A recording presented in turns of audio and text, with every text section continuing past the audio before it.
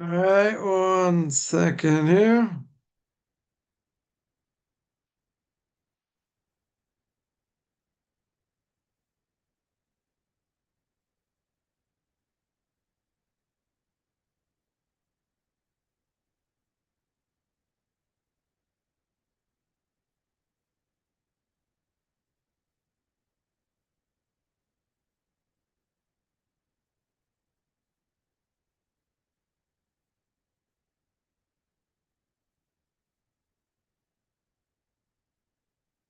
All right, welcome to this Q&A. Again, welcome to this Q&A.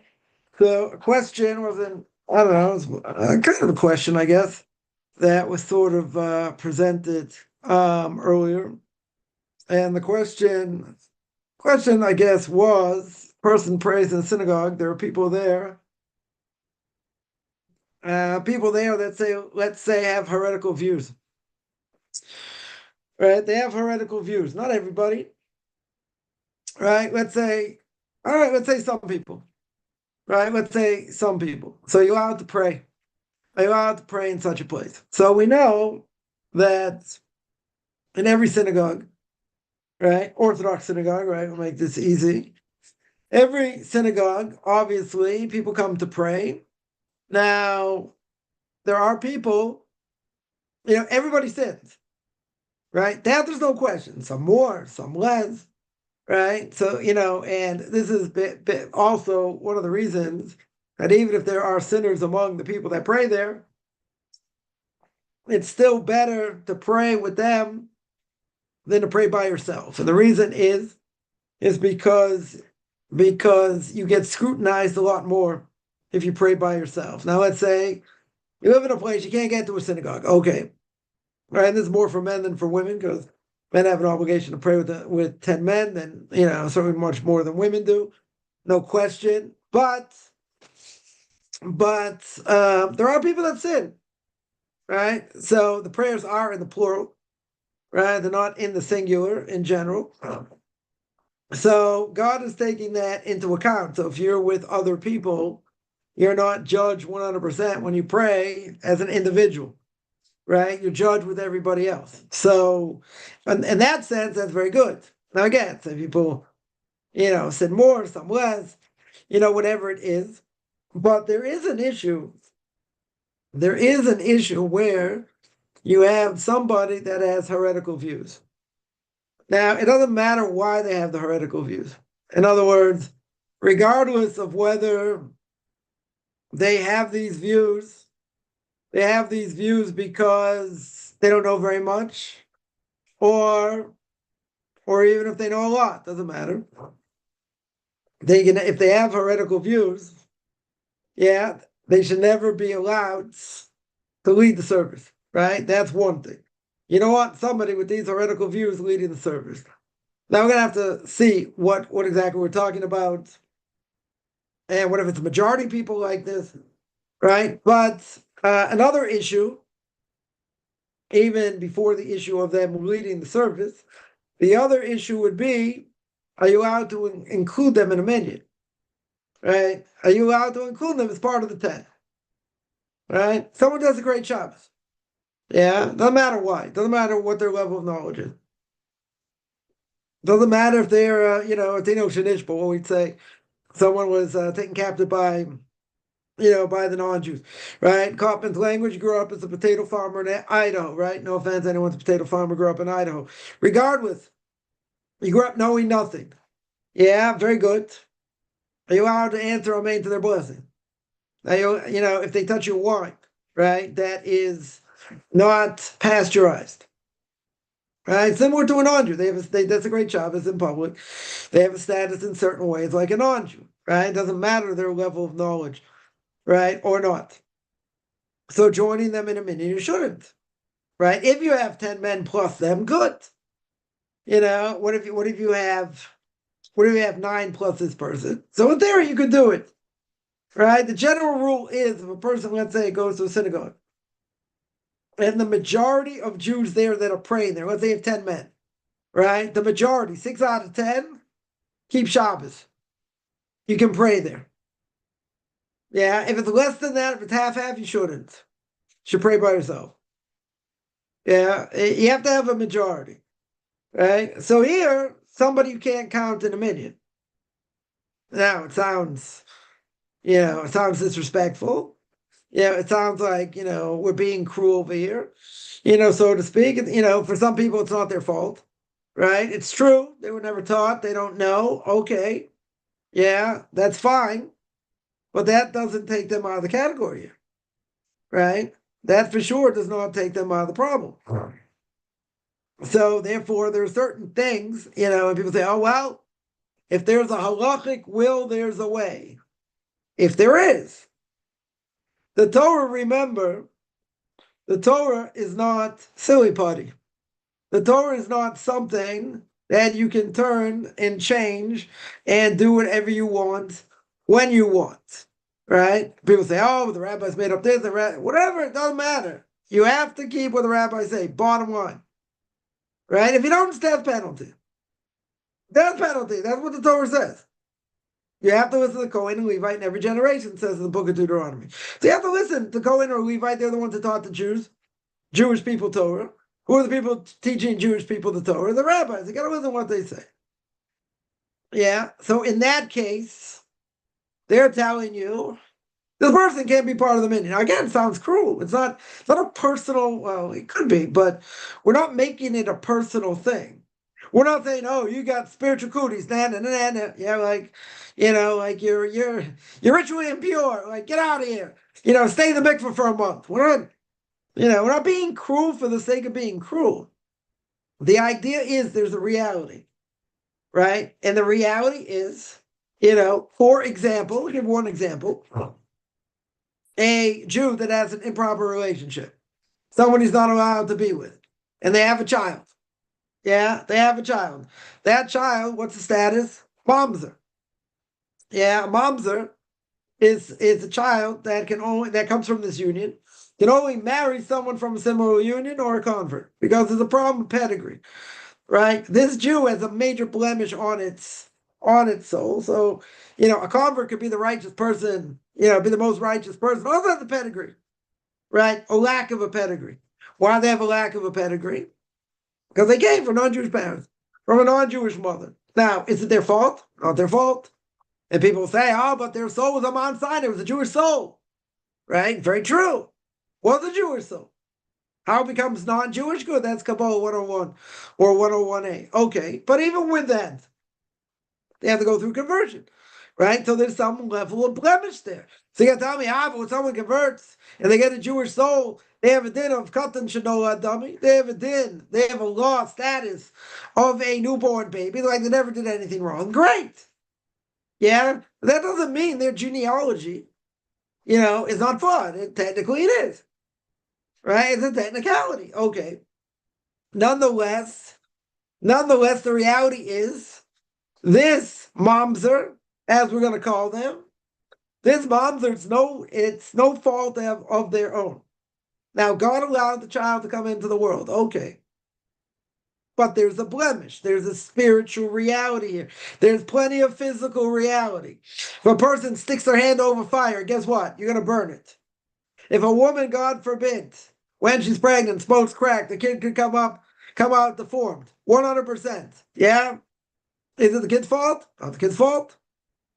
God allowed it to happen for whatever reason. But there's reality. There's physical reality. There is spiritual. Right? There's spiritual reality over here. So in this case, the person can say, I'm just as Jewish, my mother's Jewish, and I hold of a different thing, and Shabbos on what the rabbis say, and I can do what I want, and blah blah blah. Okay, they can do what they want.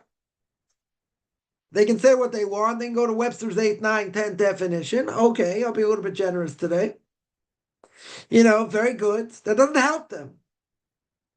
Right? There's a certain status that they have. Now they can repent. They can do tshuva. Very good. Right?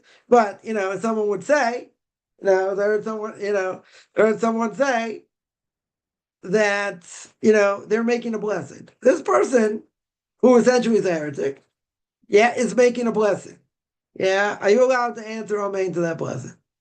Now, really, you shouldn't. Now, what's the reason? They have heretical thoughts. Maybe even if they make the blessing, they're not really thinking about God or whatever. They okay, it's a custom to make a blessing. We're not talking about Kabbalistic intention, right? God, the source of all blessing, you are king of the world, right? Minimal intention of a blessing is exactly that.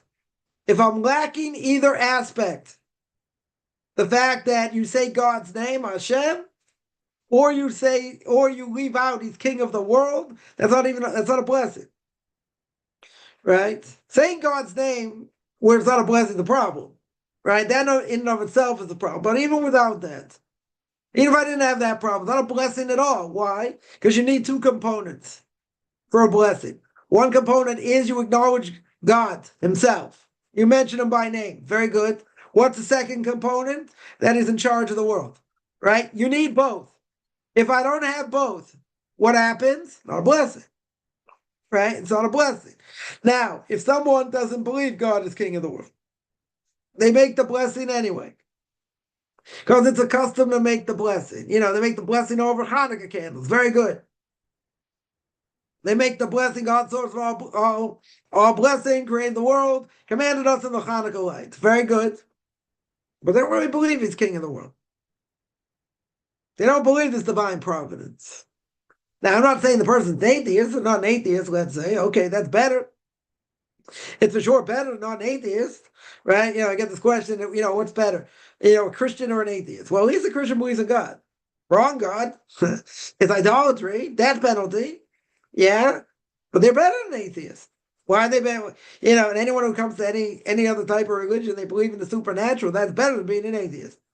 Yeah, even if it's wrong, even if it's misguided, even, you know, think of all the negative things we can think of in all this. Okay. It's better than being an atheist. It's better than being Amalek. Yeah, at least you believe in supernatural. The wrong way, doesn't matter, but that's already a big thing. Right? That's already a huge thing. Very good. So this person, you know, whatever level they believe in God, it's not going to be the same way we do. So he's saying king of the world, he doesn't believe that. Right? Let's say. He doesn't believe God's king of the world. He says the words. Okay. You can say you don't know what's in his heart. Okay. The vast majority of Reform and conservative Jews do not believe in God. Yeah? Or certainly the same God we believe in.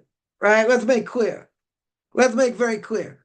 Now, if you take a survey, right? You know, Family Feud, top 100 people, ask 100 people, top 5 answers here, right? Go back to Richard Dawson back in the day. Yeah, top 5 answers, right? You ask a Reformer conservative Jew, do you believe that God is in charge of the world of every last detail in the world? Yes or no? Vast majority are going to say no. They're going to say they believe in God, but they don't believe he's in charge. Is he in charge of every last thing I'm going to do? How much free will do we have? Right? Divine providence. They believe in divine providence. Maybe at some level, maybe. At some level, most of them don't. Right? I take a survey, most of the people I've come in contact with, that's the case. They don't. They say they believe in God, but they don't believe he runs the world. They believe other things can happen. He's not really in charge. Or maybe he created the world, but he took time off and he's busy doing other things. Whatever it is. They don't believe. Right? So if a person like that, right? And let's say I'm wrong. Let's say some of them do. Okay. But let's say this person doesn't. This person doesn't. So why do they say the blessing in the first place? Good question. Because it's a custom, you say the blessing. You say God's name. You say Hashem Elokeinu, right? You don't even know what that means. Okay. But you say God's name. You say he's king of the world. Then ask them. Ask them. Take a survey. Do you really believe he's king of the world? Do you really believe he's in charge? Yeah, you ask them. And what are they going to say? What are the majority going to say? They'll say maybe they believe in God. Okay. Some aspect of God. A lot of people say they believe in God. I was quoted saying that, I think it's a bunch of garbage because I don't live by it. They don't live by it. They believe in God. Okay, what does that mean? What does that mean? Does he run the world? Is he in charge? Does he take care of nature? Did nature come by itself? Like, what happened?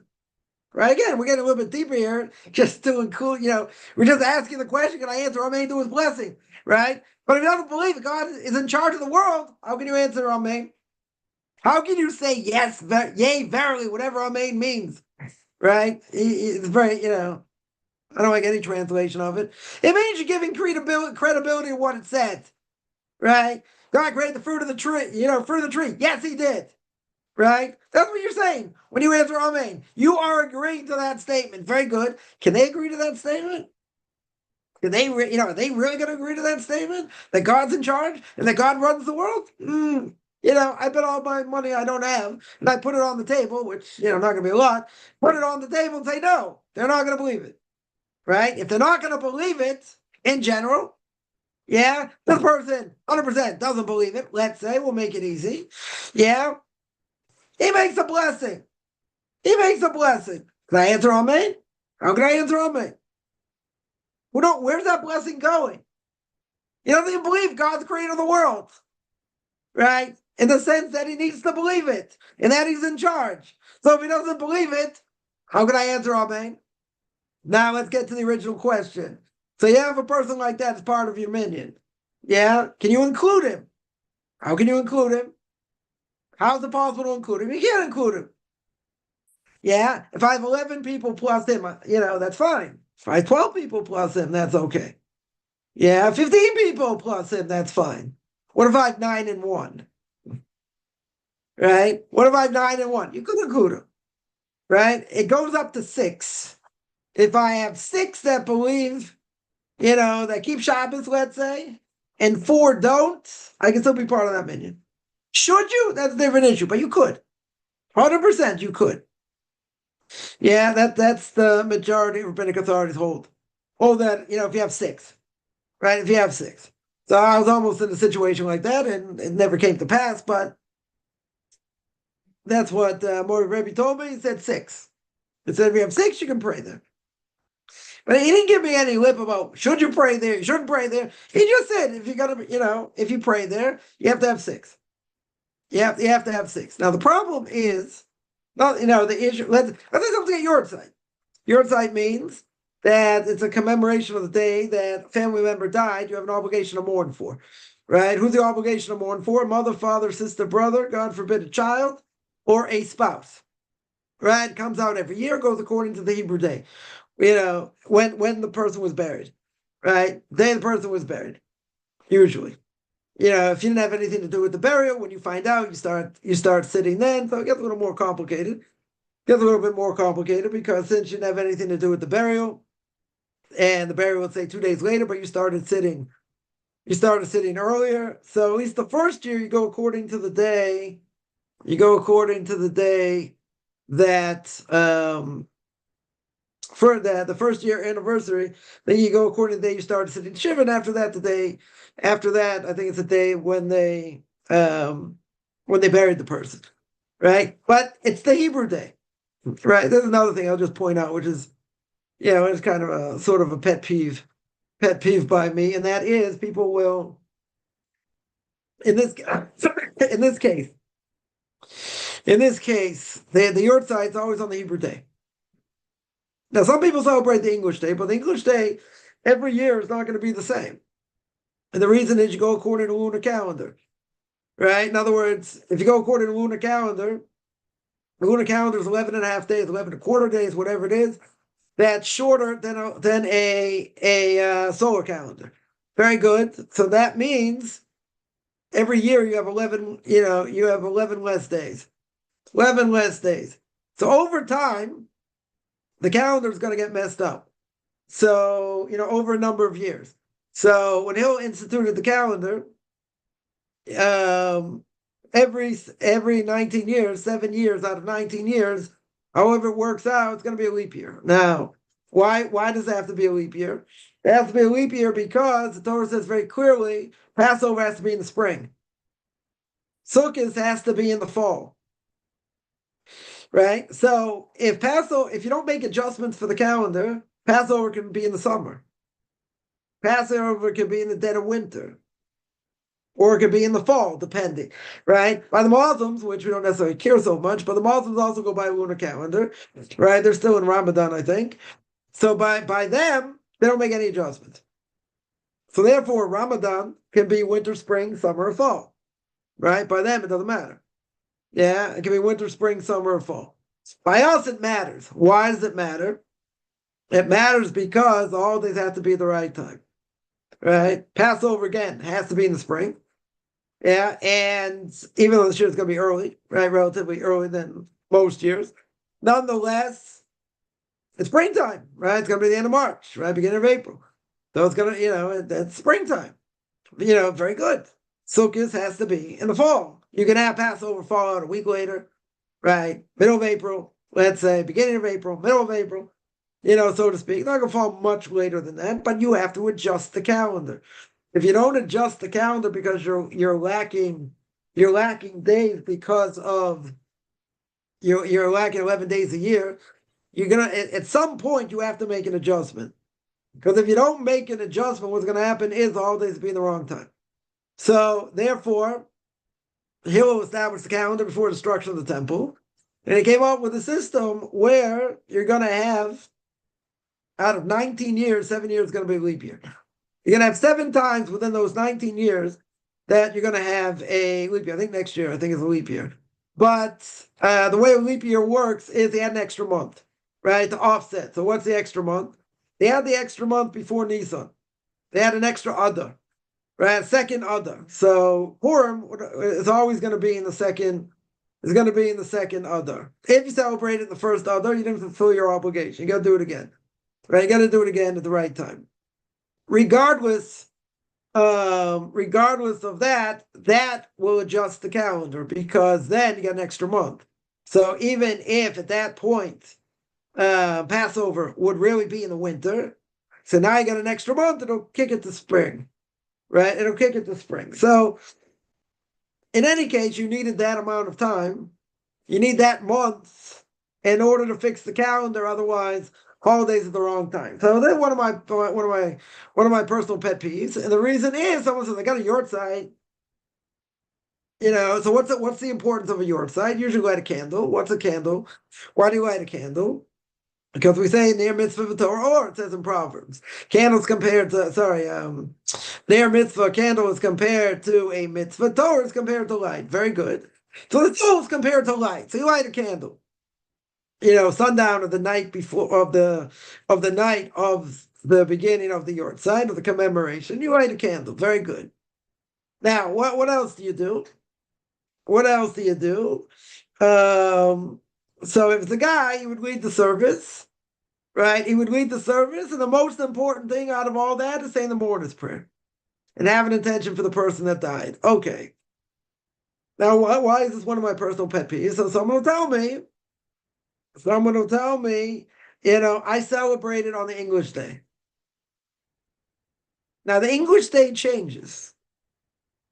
Let's say somebody died, I don't know, the 10th of January. Yeah, so they're going to commemorate the next year, the 10th of January. But it won't be the 10th of January. It could be the 5th of January. Maybe it's the 15th of January. Right? Because the Hebrew date changes. The Hebrew date's the same. Sorry, the English date can change. Why can it change? Because you're losing 11 days a year. So it's the wrong day. So somebody told me, let's say they got the right day. Well, I'll tell you 2 stories. One story was someone says, well, I say it on the English day. I know you do it on the Hebrew day, I say it on the English day, right? So my answer was, but you wouldn't do that on Rosh Hashanah. You wouldn't say, well, last year Rosh Hashanah was, I don't know, September 10th. You're not going to tell me this year's September 10th, because you see on the calendar, that's not the case. It'll be the 15th, it'll be a week before, it could be a week later, probably a week later. Let's say it could be 2 weeks later, right? It could be even 3 weeks later, whatever it is.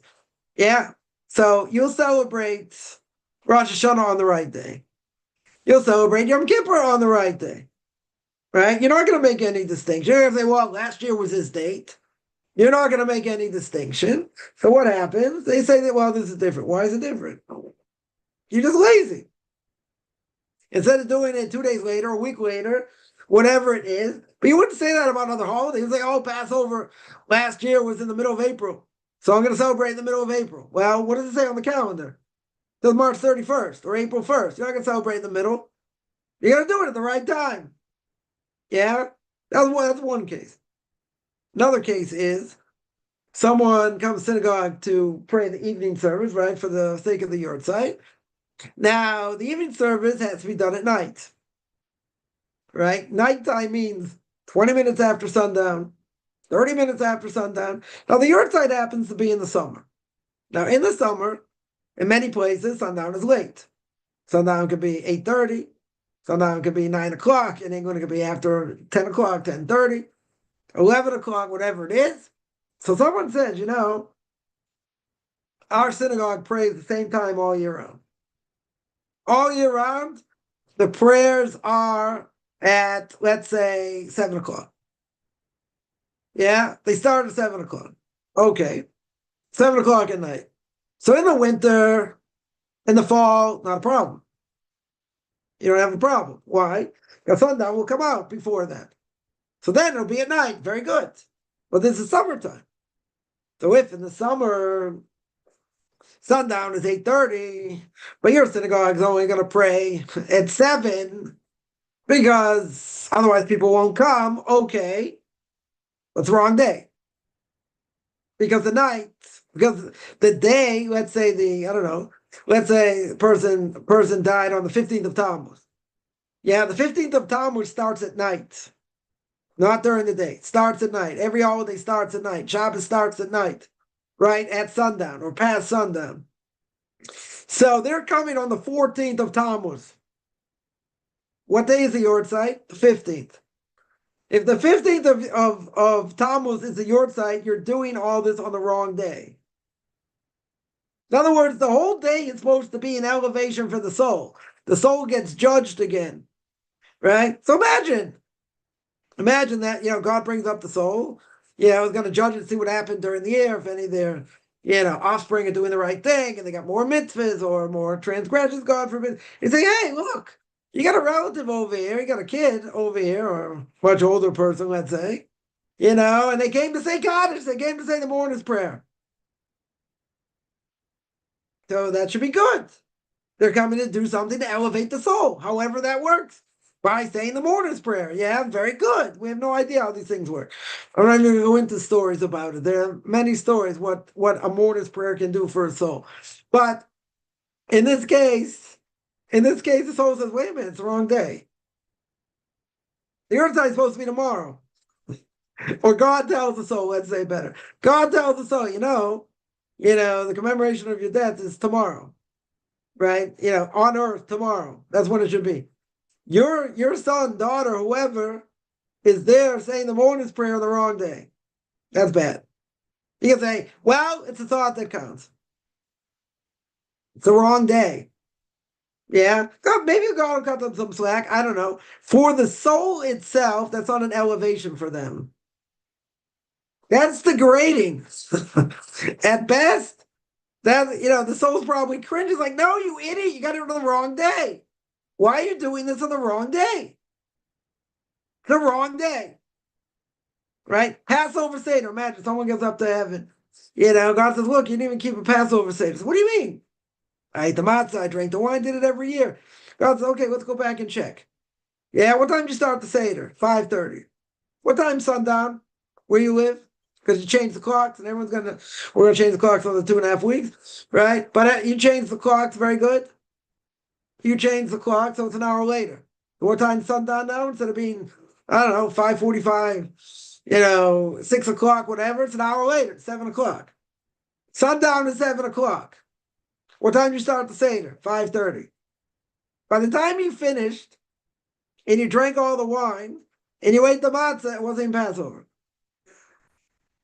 You're going to get credit for that? I can't imagine. Brother, well, it's a thought that counts. It doesn't matter. The Torah makes very clear. This is not even rabbinical. The Torah makes it very clear. Passover has to be done at night. The night of the 14th and the 15th has to be done at night. It's very clear. It has to be done in the springtime. Very clear. Well, what does nighttime mean? 5:30. What do you mean 5:30? The sun's still out. It's still light out. Where do you see the sun came down at 5:30? Sun doesn't come down until 7. It's a thought that counts. In my heart, I want to do the right thing. But you did all the ritual on the wrong day. Now again, is God going to cut them some slack because they don't know anything? Probably. Probably cut them some slack. I'm being a little more cruel here, right? But okay, it's a thought that counts. I don't know. Can't imagine, right? They're not going to get full credit for sure, right? But what's the issue? What's the issue over here? You can't just do what you want. But the point is someone, let's go back to the original thing. Somebody has heretical thoughts. Yeah? Makes them into a heretic regardless of whether they know anything or not. Yeah, I'll give an example. Right? I'll give an example. There are 13 principles of faith in Maimonides. Every Jew has to believe in. A non-Jew, they want to believe in it good. If they don't, it's okay. There are major tenets of Judaism there. First, one God's absolutes, one God, doesn't change. Yeah, you have coming of the Messiah. You have resurrection of the dead. Now, you can repent if you don't believe in these things. These are major tenets of Judaism. Reward and punishment, major tenets of Judaism. Any Jew who rejects these, does not have the status of a Jew anymore. So you tell me that's harsh. Okay, but these are major tenets. If they're major tenets, you have to believe in them. Doesn't mean you can't repent. There's always repentance. Okay. But if someone, let's say you know clear as day, they do not believe in resurrection of the dead. Right? Or coming of the Messiah. That person's out. You cannot count them in a minyan. Again, you have to know this for sure. Yeah, this is not speculation. Right? You have to know this for sure. Yeah? So you have things that can take a person outside the camp. If it takes you outside the camp, you can't join them in a minyan. So if I have other people as part of the minyan, you can join them. Okay. Yeah, you can do that. And there are other things like that. But again, worst case scenario, you had 10 people exactly. 6 out of 10 is good. 6 out of 10 that keep Shabbos is good. But there's a different issue here. That's one issue. Yeah, the one major issue. What's the other issue? The other issue is what if the majority of people like that? Not just you have a few here, a few there, okay? They're not allowed to lead services, but you could, you still have enough people to offset them. Okay. What if it's the majority? Right? If it's the majority, then you shouldn't pray there. Then for sure it's better to pray by yourself. You can tell me, when a person prays by themselves, what happens? You get scrutinized a lot more. Okay, but you have nowhere else to go. Right? I get this all the time. The only thing around me is a Reform or Conservative synagogue. Okay, pray by yourself. Yeah, but I can learn something there. No, it's going to take me time to unravel all the garbage you went through and all the things you saw that were wrong. Dead wrong. Yeah? Well, isn't it? So I've heard people say, but I want to have, some sort of, social life and this and that. Okay, but these people are not going to help you. They're not going to help you get close to God, most of them. Maybe some will. I'm not going to say everybody. Maybe some will, but again, it's going to be watered down. It's going to be what Kaufman would call a travesty of a mockery of Hashem. Right? And I'd say it's better to be by yourself, have the difficulty of being by yourself, than being part of that. He says that's the only thing around. Okay. I understand. But I don't come in contact with people. At least I'm in contact with Jews. Okay. I hear that. Right? I definitely hear that. But if they're not going to lead you in the right direction, and and they don't keep Shabbos and they eat pork and they do other things, why go there? I understand why some would want to go there, right? But you have to relearn everything because they don't do anything right, almost nothing right. Because if they don't do anything right, why are you going there? I understand. It's more for the social aspect, at least to meet Jews, okay. But in the process you want to go through, they're not going to help you. They'll try and discourage you more than anything else. Right? So you don't have to keep all these things. That's only the Orthodox, and they're only a small percentage, and we do what we want, and we're more progressive. And we all ate the same hallucinogenic mushroom in the desert, and that's how we came up with the laws and whatever it is, right? They're doing what they want to do. It doesn't mean they're not Jews, right? People may think, oh, you don't think I'm Jewish? I didn't say you weren't Jewish. Is your mother Jewish? Yeah. Okay. I'm not looking for proof over here, right? Normally someone says they're Jewish unless there's a problem, which is another issue we might get to. Right? I don't have to look into it. Why? If someone comes and says I'm a Kohen, they can be called to the Torah. Unless we know there's a problem, am I looking into their lineage? I'm going to hold up the service for 20 minutes, half an hour to see. If someone says they're a Kohen, you probably can believe them. Yeah, no one's going to second guess them unless they know there's an issue. They know there's an issue, that's a different problem. Right? If they don't know it's an issue, I don't have to look for problems. Right? So the example I gave is that when I got married, so I had a letter, a rabbi knew 4 or 5 generations of my family, even though Chief Ada probably didn't know who he was, but he was an Orthodox rabbi that knew my family. And, so someone asks, okay, let's say this rabbi knows 4 generations of the family. How do you know the 5th generation, you don't have an issue? You don't have some convert somewhere in the 5th, 6th, 8th generation. So that would mean that all the mitzvahs you've done, all the blessings you made, are all blessings in vain. How do you know that's not the case? Yeah, that was the question. And the answer, my simple answer was, we don't look for problems. If it ain't broken, you don't have to fix it. Yeah, if I don't have to go and do research, and look for an issue. Nobody is going to obligate anyone to do that. We'll leave it on what we call a chazaka. A chazaka means what I know to be true right now, I have no reason to think it's not true. Unless there's proof against it.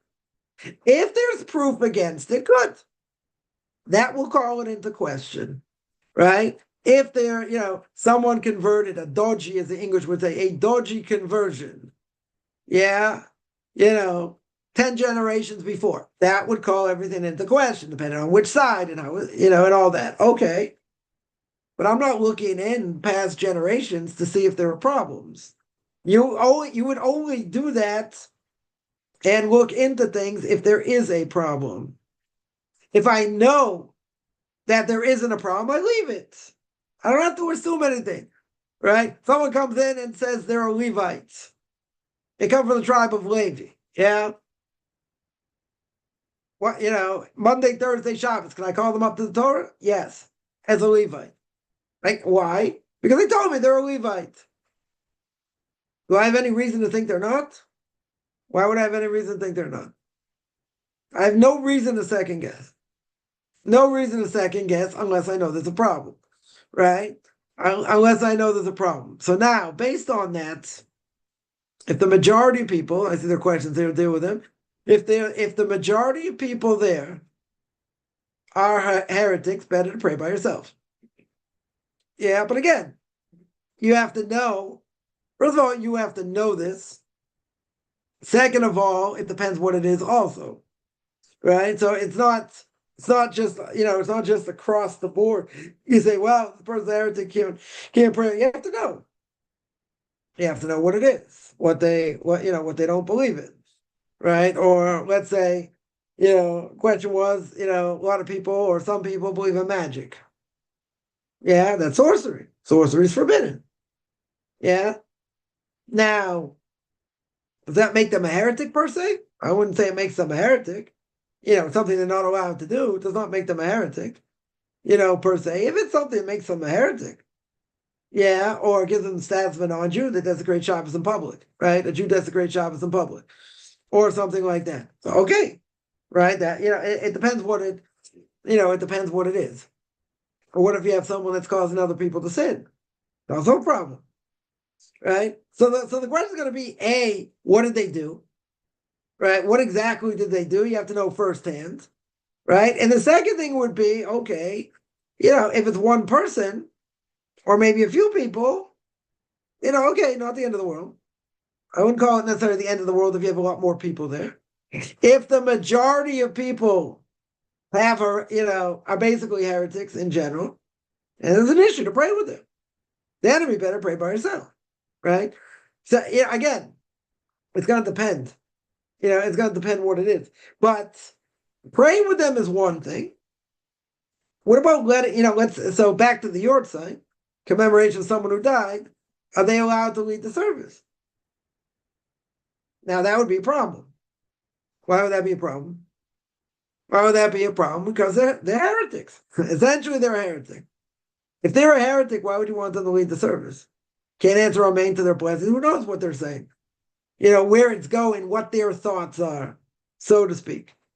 So it's one thing, if the majority of people, have this issue, but let's say they don't. Let's say it's only a few people, right? But now that person wants to lead the service. Yeah, so I would sneak out the back door. You can't allow them to lead the service. Yeah, in Orthodox synagogue, someone wants to do that. There are leniencies. Not every case where someone desecrates Shabbos, you throw the book at them. Whatever. It's not simple. It's not a simple case. Can you call them to the Torah? Can you give them the honor of being called to the Torah and have them make the blessings? Not so simple. Definitely not so simple, right? And let's say to boot, you want to draw someone closer, even though they're intermarried. Let's say they're intermarried, but they're coming closer to Torah, right? Let's say. Now that's not so simple. Why do I say it's not so simple? What's the blessing you make when you're called up to the Torah? You say, "Asher b'chabanu mikol ha'amim," that you are chosen. The Jewish people, are chosen amongst all the nations. You cannot make that statement. That person cannot make that statement. Why not? Because if they're married to a non-Jew, then they're saying, well, God, you chose us, you sanctified us amongst the nations, and here you are married to a non-Jew. Yeah. Now, again, I'm not going to say every case that someone, that would be forbidden to call them up to the Torah. In most cases, probably that is the case. There will be exceptions. There may be some exceptions, and the exception doesn't necessarily have to do with money. People say, oh, if you pay enough, you call me to the Torah and give me an honor. No. It has nothing to do with money. Should have nothing to do with money. Yeah, there are cases where that could be okay. In most cases, 100% forbidden. And the reason is the blessing in vain. You're causing someone to give a blessing in vain. Why? Because they can't make that blessing. That blessing, you chose me from the nation, you're married to a non-Jew, really? You're going to spit in God's face, make that blessing when you're married to a non-Jew? Right? So this is why, like my Rabbi would say, if a rabbi is a rabbi of a synagogue, they're not trying to drive him out of town, then he's not doing his job right. Because the reason is you have an obligation to tell people what they need to hear, not what they want to hear. All right, let me take some questions here.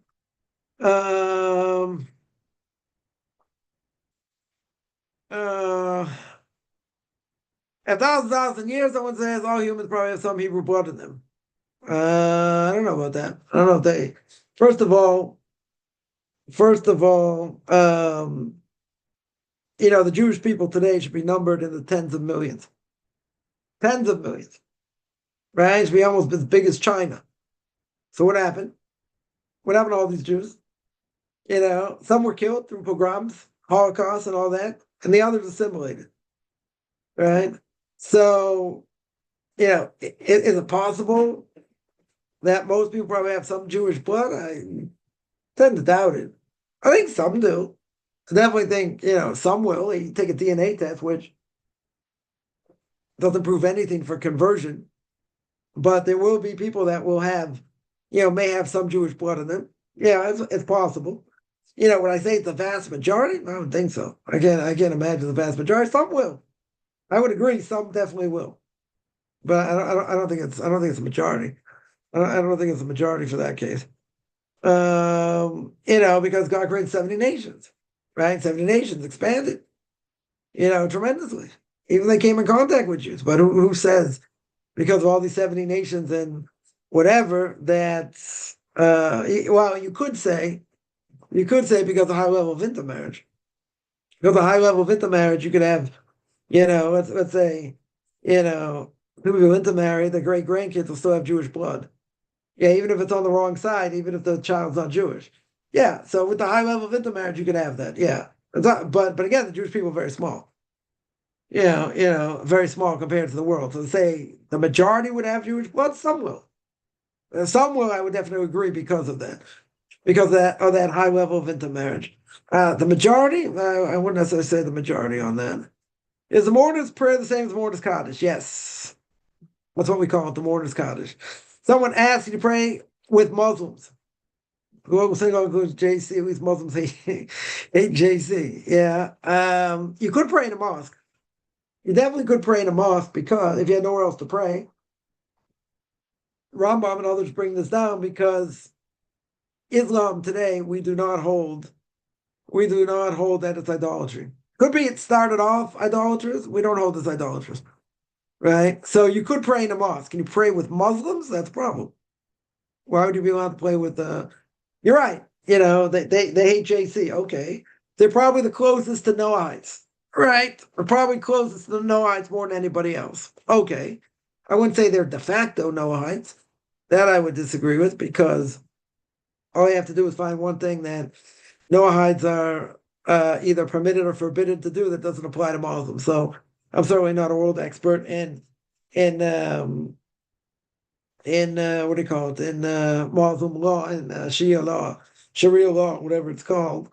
But all you have to do is find one thing that Noahites do or they don't do, or vice versa, and that would knock them out, right? But they are close, I would say, because they believe in one God. So praying in a mosque, you could, yeah. Praying at a Muslim service, that'd be forbidden. Right? That would, praying with other Muslims and they're bowing down, even though they're Allah, let's say, is our God. Let's say it's the same God. Okay, you can't pray with them, right? You certainly can't pray with them. That'd be forbidden, right? You can't pray with, how can you pray with somebody that belongs to a different religion, right? It's a made-up religion, as the Rambam says, in the Laws of Kings. He says so. All these other so-called religions are wrong 100% because they're made-up religion.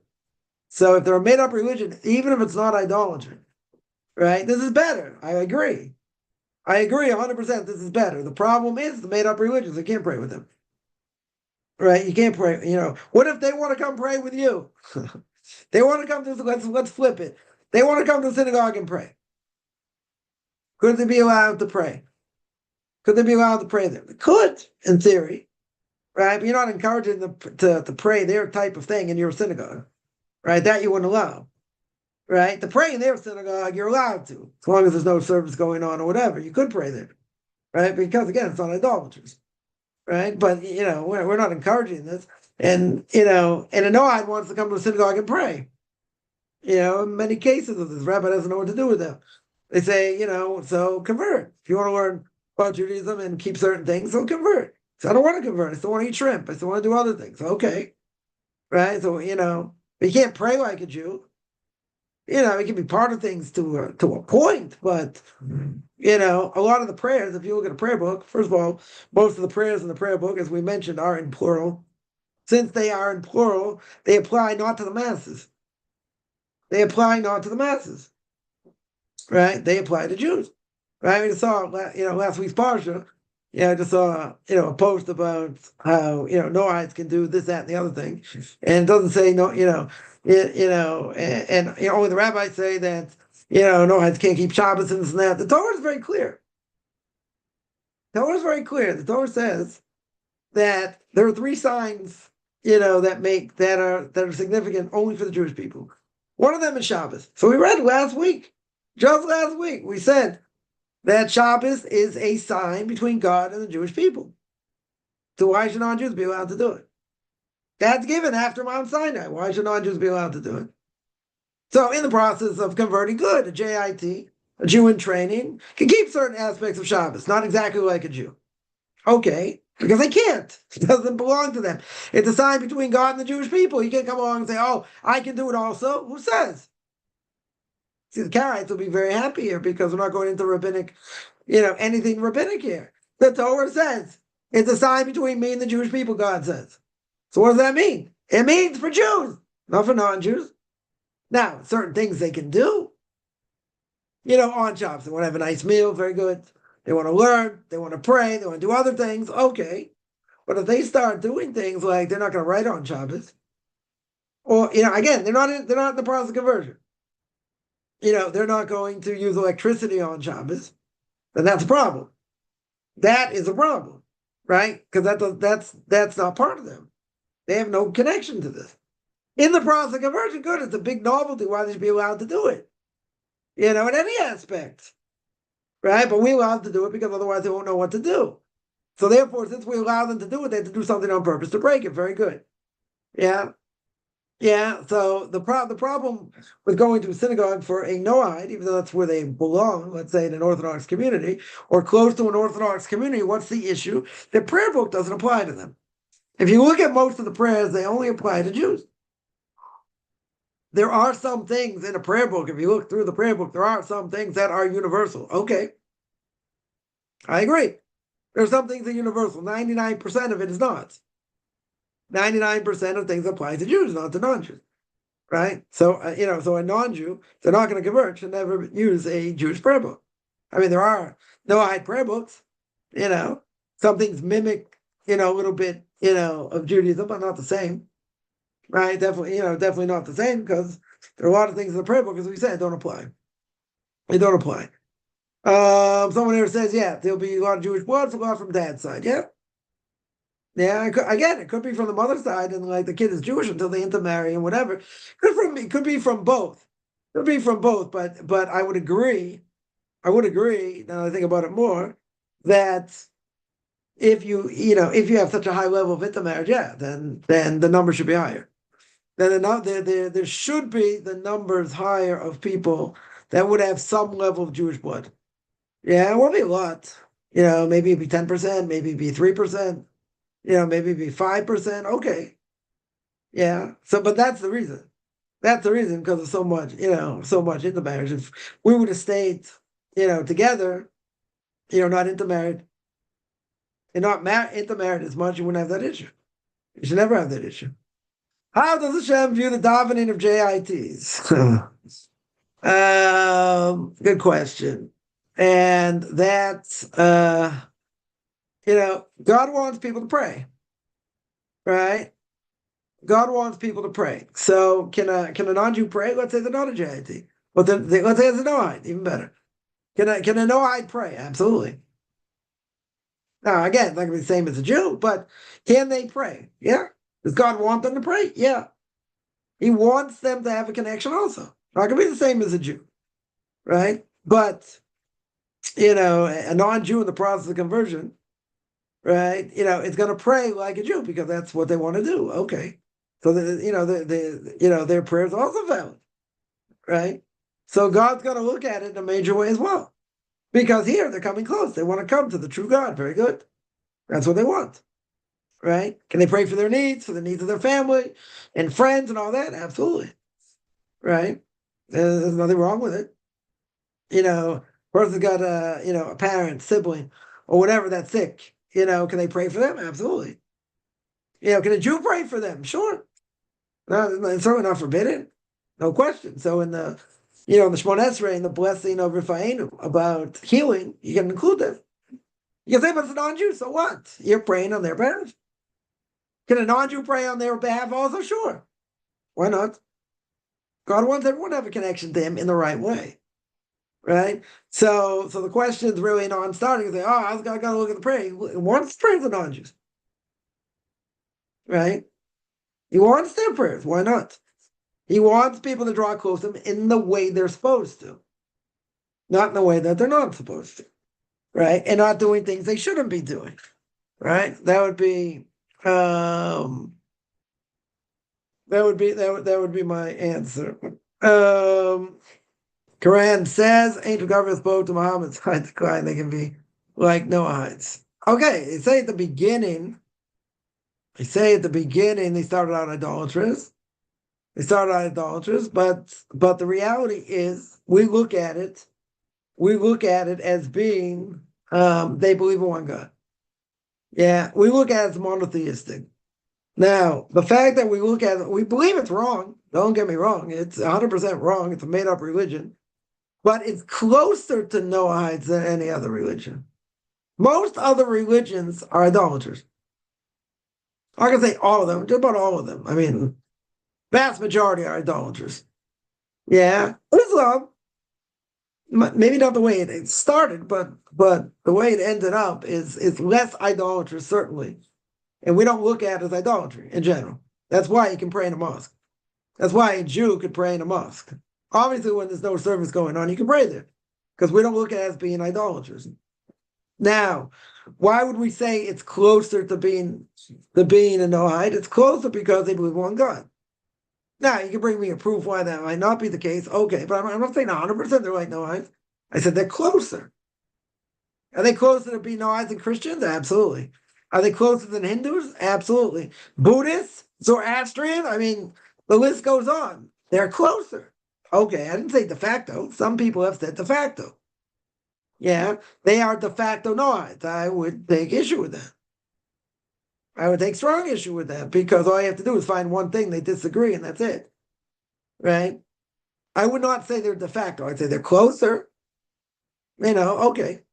But it doesn't matter. They're liable for death penalty anyway because it's a made up religion. Right? And so, so it really doesn't matter.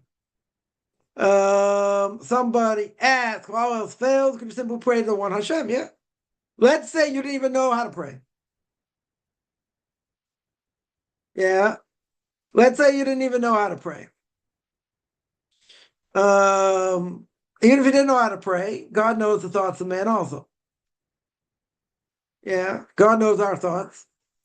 God knows what we think. So prayer itself would help that. Right? In other words, if all else fails, you can simply pray to one. Yeah, you can say, I don't know how to pray. I don't know what I'm supposed to do. I have no idea. But, I'm praying to you. I'm asking you for help. Does that count? That counts? Yeah, for sure counts. Yeah. Person doesn't know Hebrew. They don't know Hebrew. Can they pray? Or not? They pray in their hearts. God, you direct my prayers. Right? You answer whatever. Is that valid? It's 100% valid. Yeah. It's valid. And in some ways that's better than people praying from a prayer book and they have no idea what they're saying or what they're doing. Right? At least here you're saying, okay, God directed. Directed in the right way. Here people saying the words and doing this and doing, and making all the movements, but doesn't matter. Right? Not really praying. A person, this is another thing. A person can have the prayer book in front of them, they can be making all the movements and whatever, but they're not really praying because their mind, is elsewhere. So I'm not even talking, I'm not even talking Kabbalistic intention. It's simple intention. Simple intention, what the words mean. Right? What I should be, what I should be saying in general. Yeah, what the words mean. That's it. But can God direct the prayers anyway? Sure. Even if you don't know what you're saying. God, I have in mind, I want to pray to you. Open my heart and, God knows. God knows, he knows what's in a person's heart. So, yeah. A person would,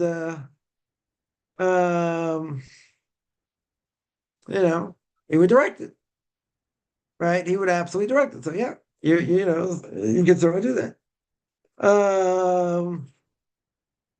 Someone asked, are you set up in a mamad? Aren't you moving to Tseva Dome? Yeah, we just got a siren, just heard a boom. But I am in a mamad, right? I am in my sealed room, so I didn't have to go anywhere. But yeah, just heard the boom somewhere, so hopefully no one got hurt. But it's better than going from one room to another, so that's the main reason why I'm doing it here. Is for that reason. But yeah. Had siren in Jerusalem this morning, so there was a bomb shelter right next door, so packed out, went there for 10 minutes, 10, 15 minutes.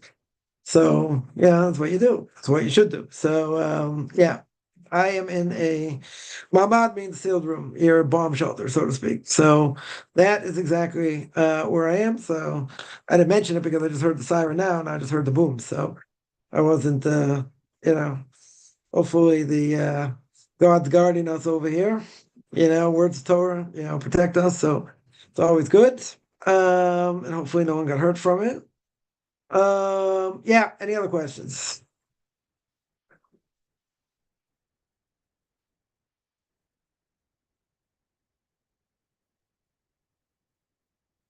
There's so many times like my Rebbe would say, okay, most people have gotten hurt in running to a bomb shelter more than people have gotten injured. Yeah, and getting hit directly. Okay, so you go, you take your time, you get there, whatever. But it is incredulous that a lot of these things just hit nothing, like zero. But booms can be loud. They certainly can be loud. This one was kind of loud, so I don't know. I don't know where it fell. Um, See if it brings up anything. Didn't say anything yet. But anyway, yeah, this is where I'm doing it. Um, any other questions?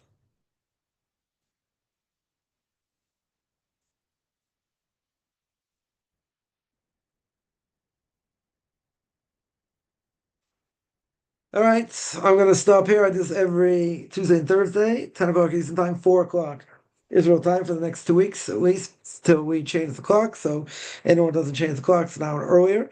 Otherwise, going to sign out. You can check out my Facebook page at Michael Kaufman, Beyond Orthodox Conversion Judaism, orthodoxconversion.com. Beyond Orthodox Conversion Judaism on YouTube. There I get videos, Q&As, ethics my fathers, book of Leviticus. You want to send me an email, rabbichaimkaufman@gmail.com, RBBICHIM